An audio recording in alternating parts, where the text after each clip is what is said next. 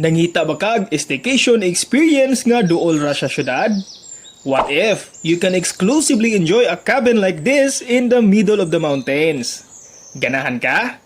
Tara, ubanta sa among laag.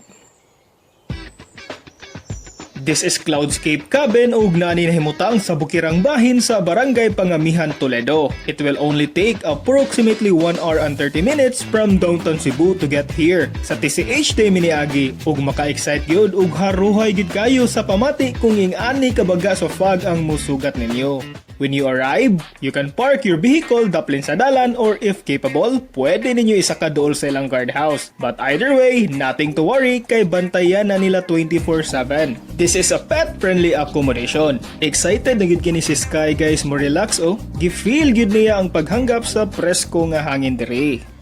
Now, I will share with you all the amenities and features that you can expect ani nga cabin. It is a wooden, modern, minimalist-inspired architecture. Simple ra gyud kayo anani siya double deck that can fit up to 8 person but this can accommodate up to 12. Mag-add na lang sila og mattress. Naay Bluetooth speaker, smart TV, electric fan, towels, and toiletries. Nausab ni kusina that is equipped with mini fridge para makastore sa inyong mga food and beverages. Naay oven toaster, rice cooker, hot and cold water dispenser, ug utensils that you can use. They also have a very comfortable toilet and the plus factor is the view. It's just so relaxing.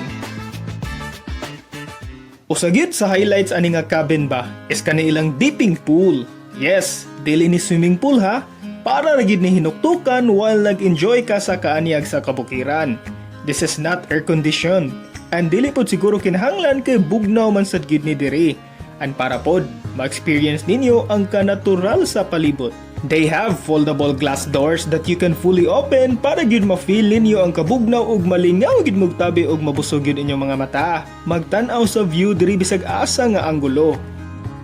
Naasa din sila available nga outdoor grill if ganahan mo magsugba-sugba. Giulan gyud among kahaponon diri and we think it's best to take a dip and just enjoy the sound of nature and just appreciate kung unsay naa na mo karon.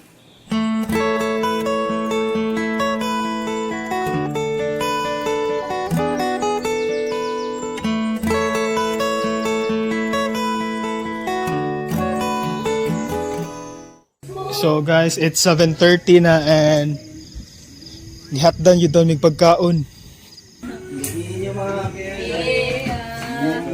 So, Tatay Ricky yung makauban diri sa cabin. In our case, nag-order na mi og dinner. You can request food nga ganahan ninyo ipaluto nila. Lamian gid kayo ning sinugbang baboy ug tinulang manok nga perteng dagkua. Perfect jud kayo sa ulan-ulan nga panahon. Og syempre, imnan gini nato para makumplito gini atong kagabhion.